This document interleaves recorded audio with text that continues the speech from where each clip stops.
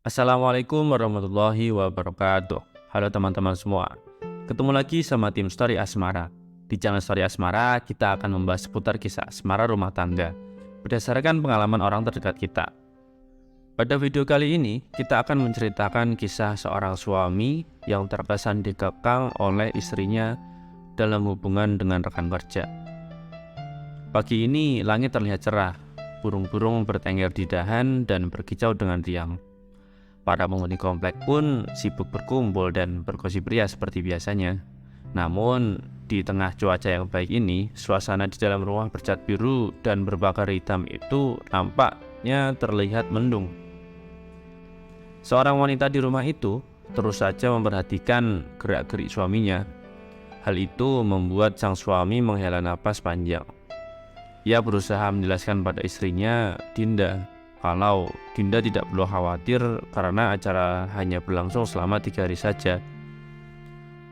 Awal dari tingkah Dinda adalah acara catering kantor suaminya, yaitu Daniel, yang akan dilaksanakan hari ini. Ia terus mengoceh dan memperingatkan Daniel untuk menjaga hati dan pandangannya karena seluruh staf kantor, baik laki-laki maupun perempuan, mengikuti acara tersebut. Ia juga memperingatkan Daniel untuk terus memakai celana panjang karena tidak mau rekan kerja suaminya itu melihat kaki Daniel. Ekspresi wajahnya benar-benar tidak bersahabat. Sebenarnya ia tidak mau mengizinkan Daniel mengikuti acara tersebut. Ia tidak rela membiarkan Daniel pergi tanpa dirinya. Daniel menghela napas panjang. Ia tidak menyetujui salah satu syarat dari Dinda.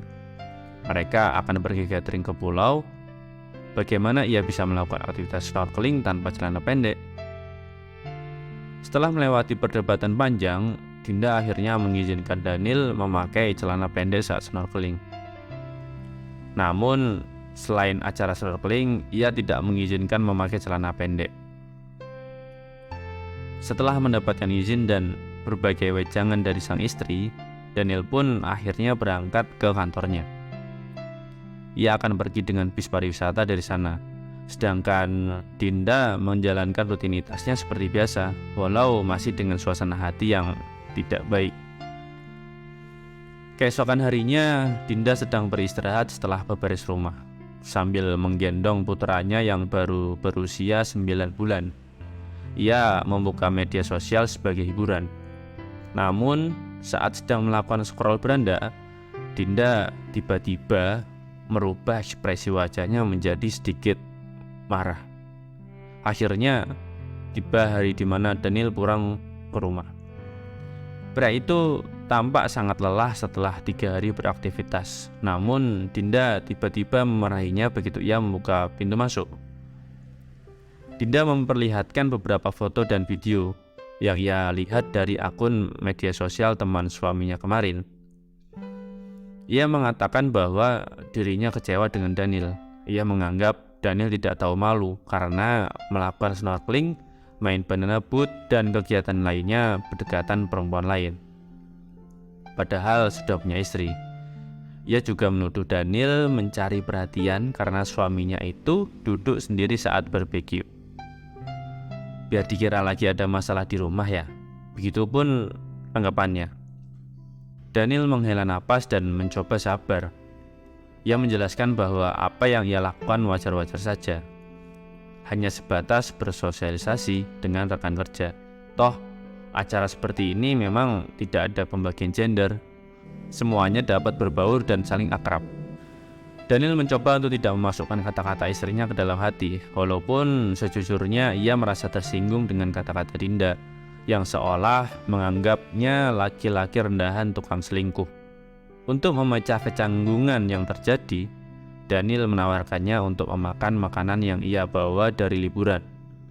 Namun, Dinda menolaknya dan mengatakan bahwa ia tidak nafsu makan.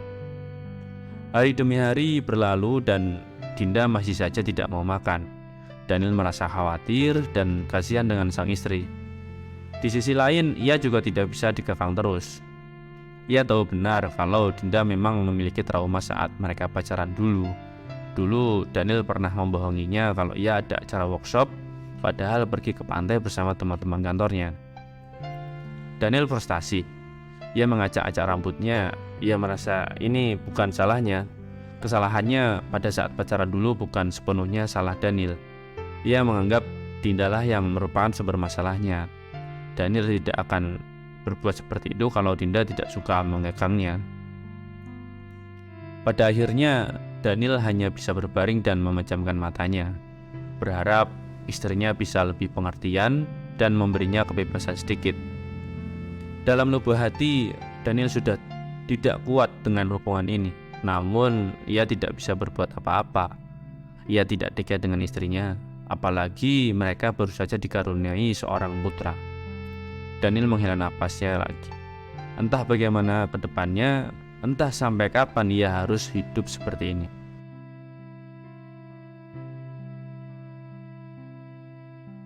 Buat para suami istri yang mungkin mengalami kasus seperti ini, ada sedikit saran dari tim Story Asmana. Apabila kondisi keuangan dan waktu para suami cukup, alangkah baiknya para suami mengajak istri dan anaknya liburan. Setidaknya setara dengan liburan suami dan teman-temannya. Harapannya hubungan keluarga dan teman tetap baik dan harmonis. Buat teman-teman yang punya saran, silahkan menyampaikannya di kolom komentar ya. Saran ini jadi pembelajaran buat kita semua. Terima kasih sudah menonton, sampai jumpa di cerita berikut. Wassalamualaikum warahmatullahi wabarakatuh.